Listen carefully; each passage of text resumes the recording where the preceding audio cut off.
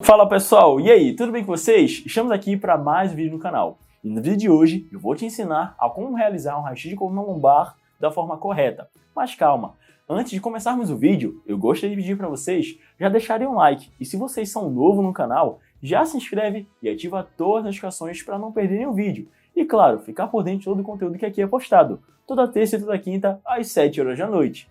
Ah, e vocês também podem me seguir nas redes sociais, tanto no @radiologando, como também no @igorgilioprof, onde lá, além de você participar das enquetes, participar das stories, aprender ainda mais e ver tudo que a gente posta, você pode tirar as suas dúvidas e radiologar de pertinho conosco. E também queria dizer para vocês que no dia 23/10 eu vou fazer um super aulão gratuito sobre posicionamento. E para se inscrever é muito simples. Basta você chamar a equipe de suporte no WhatsApp no Radiologando, neste número que está aparecendo aí na sua tela, ou então o que está aqui na descrição do vídeo. Lembrando que tem certificado garantido, mas as vagas são limitadas, então corre e já garanta já a sua vaga.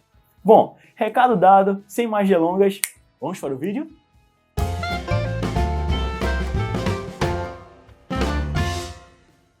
Bom, realizar um exame radiológico requer aí muita atenção na hora em relação à sua realização, principalmente com relação ao posicionamento.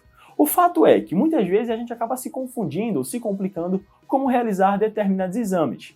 E para a gente poder radiografar corretamente uma região de coluna lombar, é muito importante você estar atento a essas dicas que eu vou dar aqui para vocês. Não só com relação ao posicionamento, mas também dicas extras de como você realizar a angulação exata para cada exame.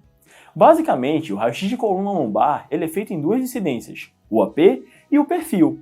Só que em alguns casos, no perfil, a gente não consegue enxergar a transição longo-sacra, que em alguns pacientes é muito importante. Até porque essa região de transição é basicamente onde pode ocorrer ali várias alterações, desgastes em relação ao disco intervertebral, entre outras possíveis alterações encontradas nessa região.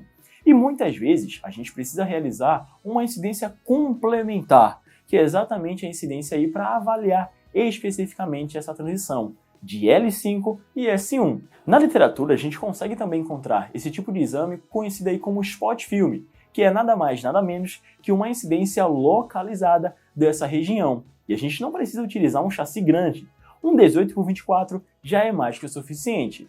Só que, por que, professor, que no perfil de coluna lombar a gente não consegue observar bem essa transição? É muito simples. Porque na literatura está descrito que o raio central no perfil de coluna lombar tem que ser perpendicular em relação a L3, ou seja, a terceira vértebra lombar.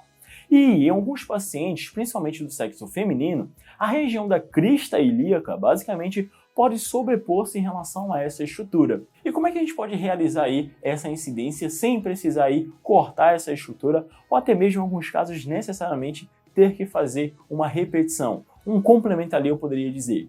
Em alguns casos você pode aí angular já a ampola para poder incluir melhor essa região, tanto da região da transição tóraco-lombar, bem como da transição lombosacra. Então, muitas vezes, em alguns pacientes, você pode dar uma pequena inclinação em relação aí o raio-x a ser realizado de perfil de lombar. Só que essa inclinação, ela tem que ser podálica ou caudal. Tá, professor? E de quanto é essa angulação?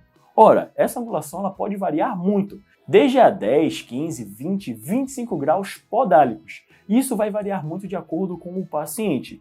Eu, particularmente, quando vou realizar este exame, eu, mais uma vez, explico como é que vai ser realizado o procedimento e informo que eu vou precisar tocar na região lateral ali do paciente, para que ele não possa tomar nenhum susto ou ficar constrangido. Então, eu vou dizer a ele, vou tocar inicialmente e dizer, ó, vou precisar tocar aqui para poder realizar o exame. E eu toco próximo ali à margem da crista ilíaca e deixo aqui, ó, basicamente a minha mão de forma aí que ela fique aí na angulação exata. A depender de como a minha mão fica, eu coloco a angulação exatamente voltada para aqui, para a minha mão, para poder ter aí uma visualização melhor dessa estrutura. E na maioria das vezes, eu não preciso realizar a incidência complementar, porque já de cara já sai essa transição. Muitas vezes, quando a gente coloca o raio de forma perpendicular, geralmente são em pacientes que são astênicos ou até mesmo hipoastênicos. Pacientes com biotipo hiperestênico, ou até mesmo aí caracterizado em relação a outra nomenclatura como brevilíneo ou até mesmo estênico, a gente obrigatoriamente, na maioria das vezes, precisa dar essa leve inclinação. Então, quando você for realizar um raio-x de coluna lombar, você sempre vai ter ali aquela preocupação de incluir melhor as estruturas. Lembre-se, o AP é raio perpendicular na altura da crista ilíaca, ou seja, ali em um nível de L4 e L5. No perfil, teoricamente, o raio central é perpendicular em nível de L3, mas muitas vezes você vai precisar realizar uma essência complementar. Para você otimizar o seu tempo e já realizar ali um exame completo, dê uma pequena angulação podálica, que isso vai te ajudar muito a realizar o seu exame. E aí, pessoal, vocês pegaram a dica e aprenderam direitinho? Bom, caso vocês tenham alguma dúvida, deixa aqui nos comentários que eu ou a equipe do Radiologando vai te responder.